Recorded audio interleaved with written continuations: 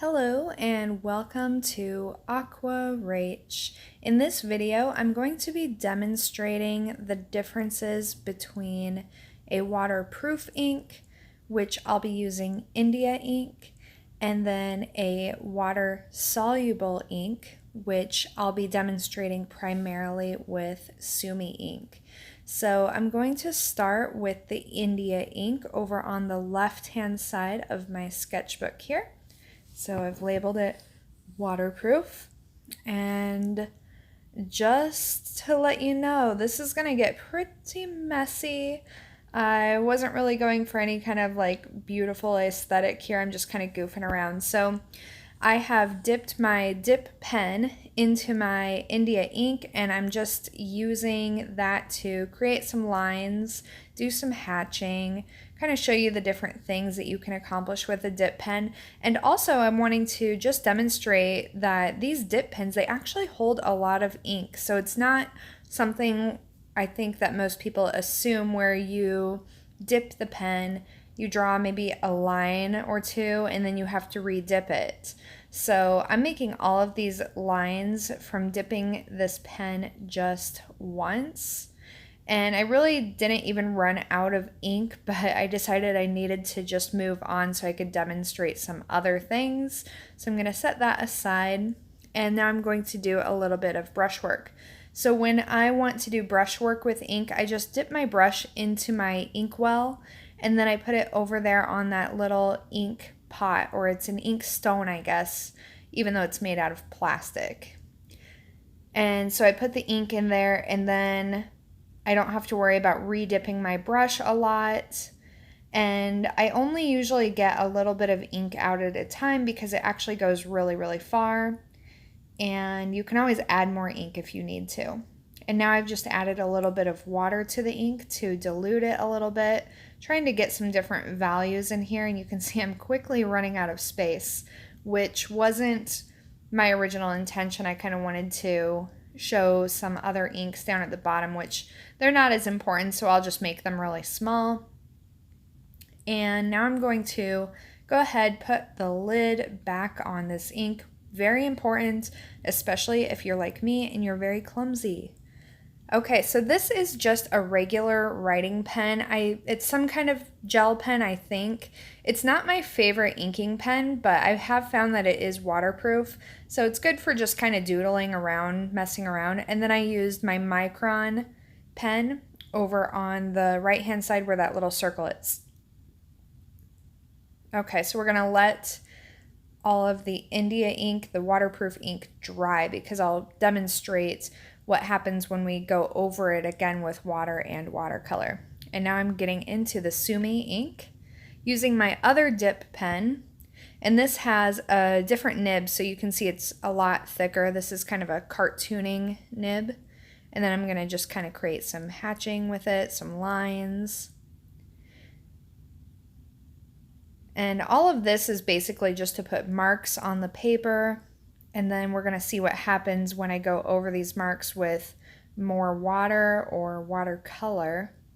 And then you'll really see why you want to know the difference between waterproof inks and water-soluble inks and what they can both be used for respectively. I really like both inks, but there are some techniques I can do with the waterproof ink that I just can't do with the water-soluble ink. And then the pro of the water-soluble ink is that it tends to be a lot richer, a lot blacker. So if I actually want to just do an ink painting, that's what I'm going to opt for. Now I'm going to do a little bit of brushwork with the Sumi ink, adding a little bit of water, trying to kind of create a wash, because this is really what I like to use Sumi ink for. I like to add water to it to dilute it so I can get different values and create washes. So if I want to do a painting with just ink and no watercolor, then I usually opt for the Sumi ink. And now I have a little bit of Sumi ink in this brush pen, and I also have some water in the brush pen because I don't want the ink to be overly dark. I want to be able to layer it and to be able to get different values. So I'm going to just make a few marks around the page with that.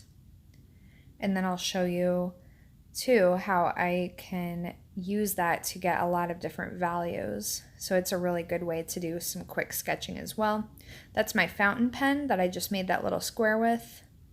And I'm also going to do this little cartoony doodle of my dog, because even though this is water-soluble ink, I have found that sometimes you might actually want to put water on top of water-soluble ink. So that's what I'll demonstrate with this little doodle. Just doing a little kind of monster cartoon of my dog because sometimes he is a monster. I actually have 2 dogs and they're both monsters. You might hear them snoring in the background right now. You'll probably hear them snoring in the background of most of my videos. So now I'm layering with this brush pen, this water pen, on top of some of the other marks. So you can see that because it's diluted with a little bit of water, I get a nice transparency. Okay, now this is actually a brush pen that used to have ink in it and it's all dried out, but you can actually dip that right into your ink and use that to make marks. So if you have old brush pens and they're dried out, you don't have to throw them away.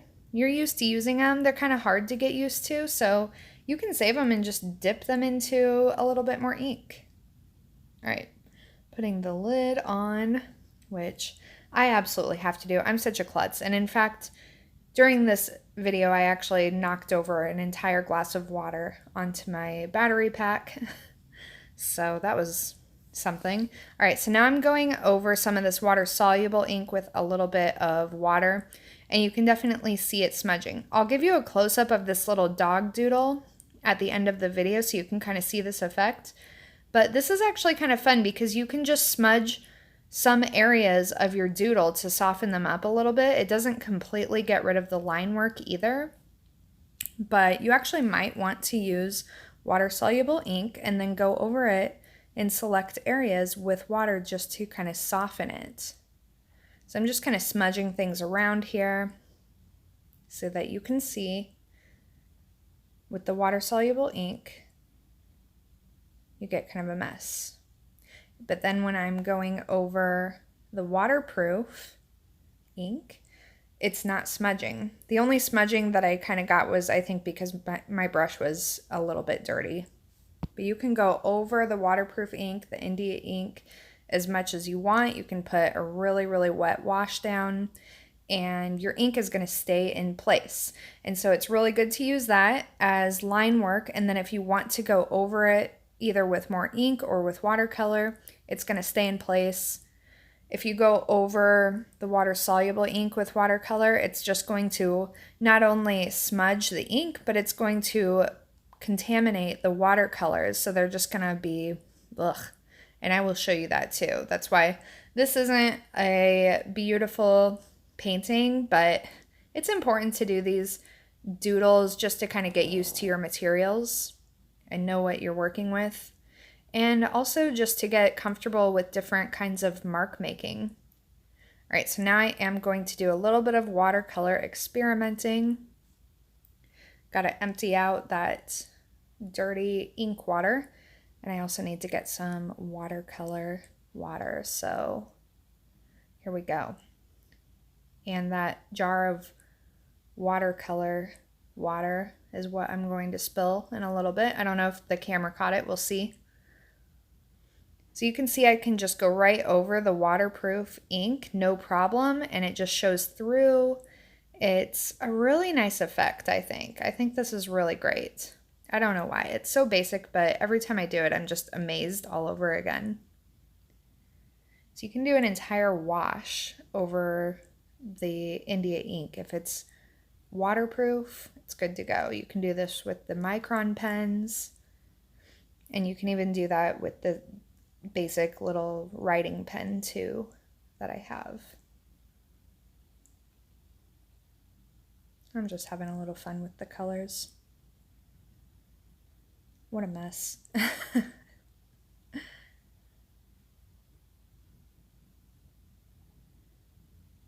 Okay. Oh, I guess I wasn't done. I had to put a little bit more watercolor up there for some reason. Okay, so I'm not even going to go overboard over here on the water soluble side. I'm just showing you how it really contaminates that yellow watercolor. So not only is the ink smudging, but it's just making everything look bad. So if you're wanting to do a watercolor with your ink, do not think about putting your watercolor on top of the water soluble ink. But you can see on that square kind of in the middle right hand side on the water soluble side, I was able to use that diluted water brush pen to create layers to get different levels of value. So yeah, that's just a great tool just to do some sketching. In fact, I wish that it was more diluted so I could get even lighter values with it. What I'll do is as I start using it down, I'll just replenish it with water and not put any more ink in there, and that will dilute it a little bit more. And that brush pen full of ink, oh my gosh, that's going to last forever. Okay, so what I'm going to do here is I'm going to lay down some watercolor first and then show you what happens with both the water soluble and the waterproof inks, what happens when I put those on top of watercolor. But I am going to let the watercolor dry. If I didn't, then, you know, the ink would just kind of become a wash with the watercolors. So I'll use my hairdryer to dry them a little bit faster. And this is something, as you'll see, that if you do want to use Sumi ink, you can go over watercolor with the Sumi ink. So as long as you're okay with doing like your inking after the watercolor stage, which there are lots of reasons to do that. One being that when we do the inking before the watercolor, we tend to go overboard with the inking. Whereas if you do the watercolor first and let the watercolor make the initial statement, then you can be a little bit more reserved with your use of ink and not go overboard with it, not, you know, outlining everything like it's a cartoon. But as you'll see, you can also obviously do that with the waterproof ink. So essentially what I'm going to show you here is that they really have kind of the same effect if you're going on top of watercolor. All right, so I'm just trying to reuse the ink that's already in my wells. I don't want to get any more out since I'm just doing experiments. And honestly, I can't really think of a situation where I would be, you know, putting big, bold, watery strokes of ink on top of watercolor, but you never know. So I'm just going to demonstrate kind of everything. And then of course, you know, I can go over with the microns and nothing terrible happens. Do a little bit of dip pen as well, but obviously it's not going to do anything surprising whatsoever.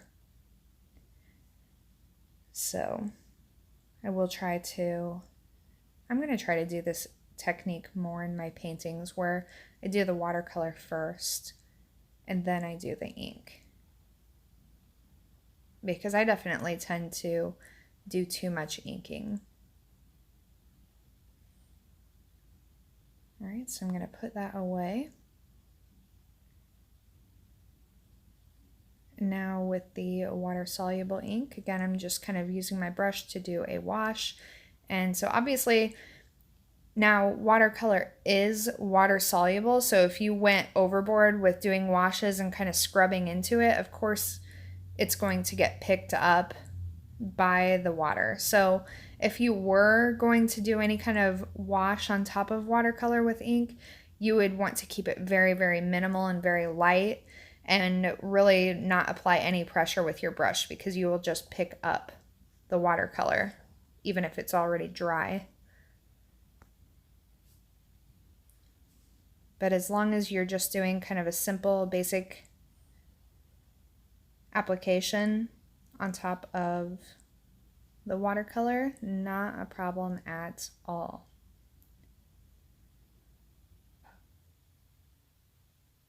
Now I'm going to just use my cartooning dip pen just a little bit. I like those nice thick lines. I gave this cloud a face. Just do some hatching. Just kind of goofing around right now. So that is one way that you could use water-soluble inks with your watercolor. As I said before, it's really just very important to be aware of the different properties of the materials that you're using so that you can make informed decisions. The last thing you want to do is spend a lot of time doing a bunch of intricate inking with your Sumi ink and then go over it with watercolor. Oh, that would be devastating. All right. So that is it. I'll give you a little closer look at everything now, especially that little dog doodle, because it was so cute. What a mess. But seriously, take a couple pages of your sketchbook just to kind of slop around your ink, especially if you are one of those people who's a little intimidated by ink. It's a fun medium. I love it. Once you get used to it, it's actually very liberating and expressive. Oh, look at all that smudging though. All right, look at my little dog. I'm going to try to get it in focus. So you can still see like the little pen marks, but I was able to kind of smudge the ink around because it's water soluble. So can be good for sketching. Now I'll just give you a close-up of this. Not as interesting. Nothing terribly unpredictable happened. I do like how the ink, because it's a little watered down, it's a bit transparent. All right, well that's basically it. Thank you so much.